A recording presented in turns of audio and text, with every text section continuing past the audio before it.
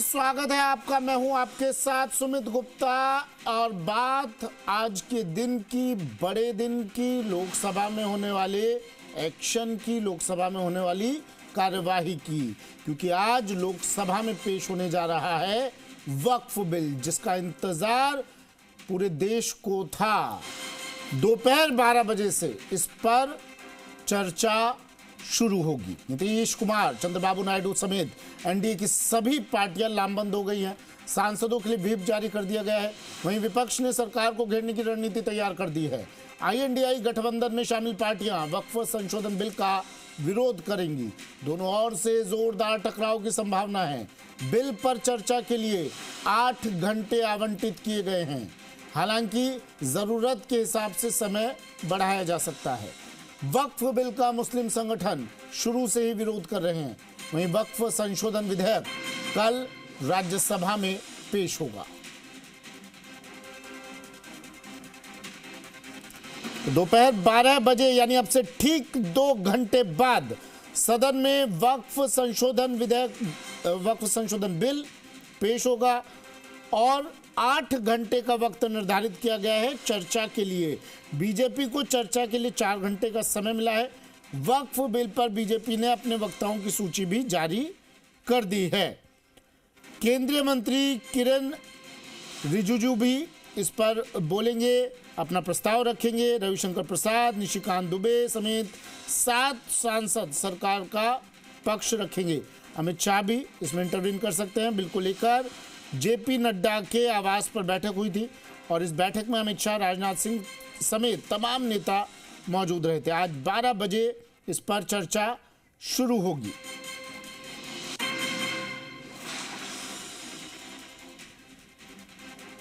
तो लोकसभा में वक्फ संशोधन बिल पेश होगा। देश भर में इसे लेकर हाई अलर्ट पर पुलिस प्रशासन भी रखा गया है। संवेदनशील इलाकों में भी निगरानी तेज कर दी गई है। कई जिलों में फ्लैग मार्च किया जा रहा है। लेकिन आज वक्फ बिल को लेकर 12 बजे से चर्चा शुरू होगी।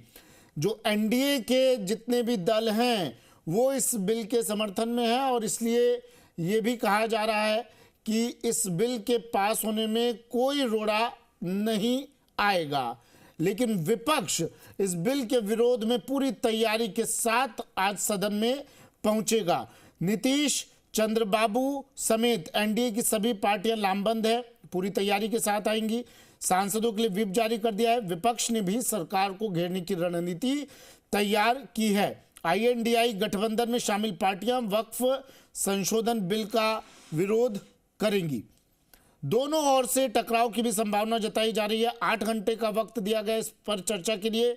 4 घंटे बीजेपी के पास होंगे। जरूरत के हिसाब से हालांकि समय को और बढ़ाया जा सकता है। मुस्लिम संगठन इस वक्फ बिल का शुरू से विरोध कर रहे हैं। सर, यहाँ संविधान के ऊपर कर दिया गया था सेक्शन 40 में, तो आज वो आर्टिकल जो 14 का, आर्टिकल 19 का, आर्टिकल 300A का और आर्टिकल 21 का जो उल्लंघन था, आज उसको ठीक किया है। और आज इस बिल के पास होने से देश के गरीब, पसमानदा, आम मुसलमानों का इसका फायदा नहीं। सर, लेकिन लगातार क्वेश्चन कर रहा है और जो है डिस्ट्रक्शन कर रहा है, चलने नहीं दे रहा पार्लियामेंट को। ये शुरू से कर रहे थे, हमारे ऊपर बोतल फेंक रहे थे, झगड़ा करने का आमादा थे, कागजों को फाड़ते थे। जिस तरह से जेपीसी की मीटिंगों को हमने 6 महीने में जिस तरह से कंडक्ट किया है, 8-8 घंटे उनको सुना है हर समय, तो ये तो डे 1 से हमारा विपक्ष हो या चाहे आप बिल आज आ रहा है, जिस तरह से all India Muslim personal law board ने काली पट्टियां बांधने के दौरान रमजान के में कहा, जब प्रेयर के समय मस्जिदों में कहा, तो सियासत हो रही है। वक्फ संशोधन बिल आज पार्लियामेंट में पेश कर दिया जाएगा और हमें उम्मीद है कि इंशाअल्लाह पार्लियामेंट से वक्फ संशोधन बिल पास हो जाएगा और पास होने में कोई दिक्कत, कोई परेशानी नहीं होगी। हाँ, अपोजिशन के लोग ज़रूर शोर शराबा मचाएंगे क्योंकि उनको वोट बैंक की राजनीति करना है, तो वोट बैंक न खिसके इसके लिए वो ज़रूर हंगामा करेंगे। आज वक्त बिल पेश हो रहा है, क्या तैयारी है आप लोगों की? देखिए, हम लोग चर्चा के अंदर भाग लेंगे और अपनी बात को रखेंगे पूरी तरीके से असंवैधानिक है। संविधान की कई धाराओं के ऊपर सीधे सीधे ओवरलैपिंग हो रही है। संविधान का मजाक बनाने का काम हो रहा है।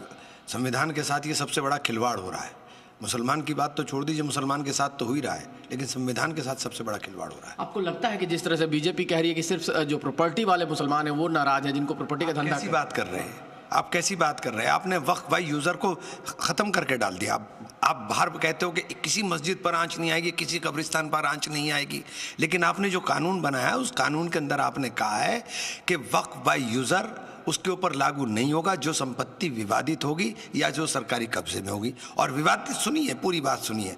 उत्तर प्रदेश के अंदर 14,500 हेक्टेयर लैंड में से 11,500 हेक्टेयर लैंड को फर्जी तरीके से 78% लैंड को सरकारी संपत्ति घोषित कर दी, जिसके अंदर 400, 500 साल की पुरानी मस्जिदें भी शामिल हैं। आप क्या बात कर रहे हो? ये तो पूरी तरह से बुलडोज कर रहे हैं।